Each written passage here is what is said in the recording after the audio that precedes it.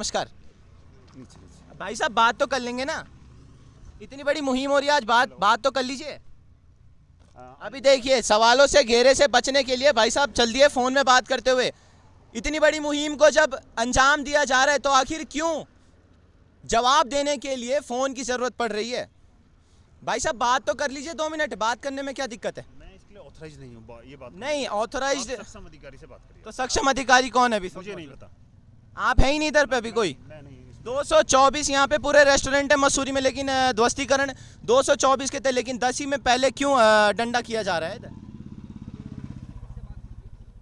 ना बता तो दीजिए सर, आप ही से तो बात करेंगे ना, एमडीडीए की तरफ से प्रतिनिधि आप आ रखे हैं इधर, कुछ तो बता दीजिए। चलिए, नो कमेंट्स। No comments. तो कौन है अभी यहाँ पे अधिकारी? जो एसडीएम साहब हैं। चलिए, एसडीएम साहब हैं, उनसे बात करने के लिए यहाँ पर कहा जा रहा है। और ये मजेदार बात आपके बीच में ने रखी है, 224 के जब यहाँ पर आदेश आ रखे हैं तो पहले डंडा ध्वस्तीकरण 10 में ही क्यों? आखिर 224 में से 224 में क्यों डंडा यहाँ पर नहीं चलाया जा रहा है?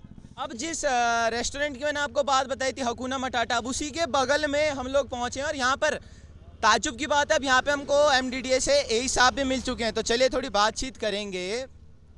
आपकी भी दुकान है इधर पे? हाँ सर, हमारी भी दुकान। तो कैसा लग रहा है आपको कि यहाँ पे तो एई साहब से जैसे सवाल पूछा, वो देखिए अपनी बढ़िया सी वीआईपी वाली गाड़ी में चले गए एकदम बिना सवालों के जवाब दिए। अब जब उनको बुला रखा तो उनको भी जवाब देना चाहिए था। जवाब देना चाहिए था ना, सही बात है। और यहाँ पर क्या लग रहा है, 224 के लिए आदेश आए गए थे, लेकिन ध्वस्तीकरण सिर्फ 10 को किया जा रहा है, बाकी 224 में क्या दिक्कत है? अब भाई, अब इसके बारे में तो मुझे भी नहीं मालूम, मैं भी यहाँ पे ज़्यादा नहीं रहता। और अभी यहाँ पर कुछ समय पहले गोली भी चली थी रात के टाइम पे। गोली का तो पता नहीं, रात को चली हो, हम रात को यहाँ रहते नहीं है। नहीं सुना तो होगा कुछ? सुना था, पर हम रात को रहते नहीं है, इसलिए हम तो यहाँ पर 8 बजे निकल जाते हैं। अच्छा, 8 बजे निकल जाते हैं? निकल जाते हैं, हमें नहीं पता मालूम इस चीज़ के ज़्यादा। चलिए चलिए चलिए भाई साहब, पुराने लोग हैं, जो पुराने लोगों से पता करेंगे आखिर यहाँ पर जो गुंडा राज एक तरीके से आप कह सकते हैं भारी व्यक्तियों द्वारा जो चला जा रहा है इतने समय से, आखिर वो कब ख़त्म होने का नाम लेगा। और यहाँ पर प्रशासन की तरफ से भी बहुत पूरी चुस्ती है और जेसीबी भी यहाँ पर खड़ी है अतिक्रमण तोड़ने के लिए। दोस्तों नमस्कार, स्वागत है आप सभी का एक बार फिर से पर्वतवाणी लाइव पर, और मैं आपके साथ तन्मय बहुगुना। दोस्तों आज इस वक्त मौजूद हैं हम मसूरी रोड यानी मैगी पॉइंट। तमाम उत्तर प्रदेश, हरियाणा और अलग अलग राज्यों से आप यहाँ पर आते हैं मैगी का स्वाद लेने के लिए, मौसम का मज़ा लेने के लिए, और तड़कती हुई जो ठंड यहाँ पर पड़ती है और बर्फ़, लेकिन उन सब के बीच में आज यहाँ पर काफ़ी गहमा गहमी का माहौल, काफ़ी सर्द मौसम में गर्मी का माहौल भी यहाँ पर है। और तापमान कुछ इस कदर बड़ा है कि आज यहाँ पर तमाम प्रशासन से भी और जितने भी एसडीएम साहब हो गए, मजिस्ट्रेट साहब, जितने भी अधिकारी तमाम एमडीडीए के सारे इस वक्त यहाँ पर पहुँचे। और आखिर क्या पूरा मामला है वो मैं आपको एक बार विस्तार से बता देना चाहूँगा। भाई साहब है, भाई साहब से बात करने की कोशिश करूँ। भाई साहब क्या नाम है आपका? मेरा नाम तो रजनीश चौहान है जी। किस विभाग से हैं आप? एमडीडीए से है। एमडीडीए से हैं। तो क्या मुहिम चल रही है आज एमडीडीए की तरफ से? हमारे साहब बताएंगे, जो जिनके उसमें अनुरक्षण में सब हो रहा है, तो वही बताएंगे। साहब किधर होंगे अभी? होंगे यहीं कहीं, यहीं कहीं होंगे। चलिए, साहब यहीं कहीं होंगे, लेकिन इन सब से पहले मैं एक बात आपको बता देना चाहूँगा। आखिर जब यहाँ पर अतिक्रमण शुरू होता है, जब यहाँ अतिक्रमण शुरू चल रहा होता है, जब अपनी चरम सीमा पर होता है, तो आखिर तब एमडीडीए की कोई कार्रवाई यहाँ पर क्यों नहीं होती? और एक बार जब पूरा अतिक्रमण हो जाता है, तब उसके बाद यहाँ पर गाड़ियाँ आती हैं तोड़ने के लिए, अतिक्रमण हटाने के लिए। और अभी भी जो सिलसिला चल रहा है, सभी ग्रामीण भी यहाँ पर पहुँचे हुए हैं, तमाम जितने लोगों की दुकानें यहाँ पर हैं, सभी लोग यहाँ पर हैं। अभी भाई साहब क्या नाम है आपका? सुनील बंगाई। किधर इधर दुकान है आपकी? हाँ जी। कौन सी वाली है? ये है। तो क्या कार्रवाई हो रही है आज इधर पे? ये हो रहा कि ये जो है अनलीगल बने हुए हैं, और जो ये इसका नक्शा नहीं है, ये बोल रहा है। नक्शा है आपका?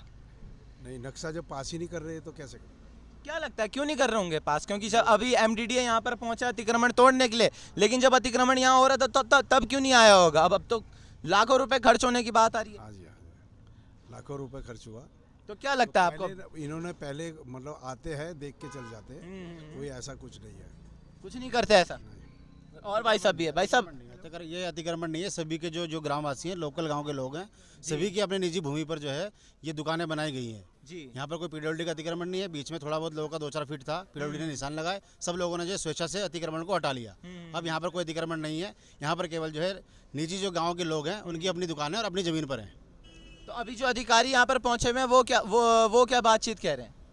वो देख रहे हैं कि जहाँ पर उनको कहीं पर रिपोर्ट मिलेगी गलत गतिविधि की या एमडीडी से नक्शा पास नहीं है, वो सरकार की नीति के कारण नक्शा पास नहीं है।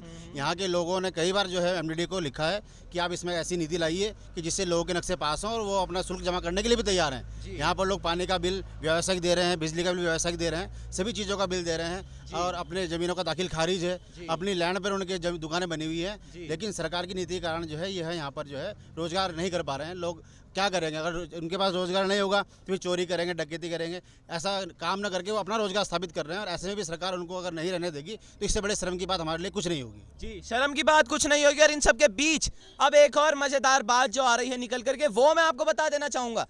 आखिर जब दिलाराम चौक पर मां नंदा राजात यात्रा की जब चित्र लगे हुए होते हैं और वहां पर खुली चेतावनी लिखी जाती है एमडीडीए की तरफ से, एमडीडीए के जितने अधिकारी हों इस वक्त अगर देख रहे हो खबर को तो कृपया इसका भी संज्ञान ले, वहां पर भी अपना बुलडोजर चलाएं। जब वहां पर चेतावनी लगी है कि एमडीडीए की जो यह दृश्य कलाकृति बनी हुई है यहां पर बैनर एवं पोस्टर लगाना सख्त मना है, तब आप अभी अगर इस वक्त जाकर के दिलाराम चौक पर देखें तो आपको अक्सर वहां पर किसी न किसी पार्टी के बैनर व पोस्टर लगे हुए दिख जाएंगे और वो उसी होर्डिंग पर लगते हैं, उसी चित्रकला पर लगते हैं जो उत्तराखंड की एक तरीके से पूरी की पूरी संस्कृति दर्शाता है। तो भाई साहब कैसे देख रहे हैं उसको आप? क्योंकि वहां का जो अतिक्रमण है वो किसी से तोड़ा नहीं जा रहा है, क्योंकि वो नेता मंत्रियों द्वारा, विधायक, मुख्यमंत्री द्वारा किया जा रहा है। लेकिन यहाँ पर अगर जो तमाम लोग बैठे हैं उनका अतिक्रमण हटाने के लिए एकदम चुटकी में यहाँ पर सब पहुंच जाते हैं। देखो जी, यहाँ के लिए कोई पॉलिसी तो है नहीं जी। एमडीडीए का कहना है कि यहाँ पे आपका मानचित्र नहीं है। मानचित्र कहाँ से आएगा? गवर्नमेंट पॉलिसी बनाए ना इसके लिए कुछ, इस क्षेत्र के लिए। हम विधायक के पास जा के परेशान हैं, विधायक को बोल के परेशान है कि जी इसको किसी तरह से लीगलाइज करो। हम अपना जो है, पहले हमें कहा जी ओटीएस आ रहा है मसूरी के लिए, ओटीएस कहाँ के लिए आया? फुटीला आया कोठाल गेट से नीचे क्योंकि वहाँ बड़े लोग हैं, सहारनपुर, दिल्ली, नोएडा, बड़े बड़े आपका हयात आया है, उसके लिए ओटीएस आ गया।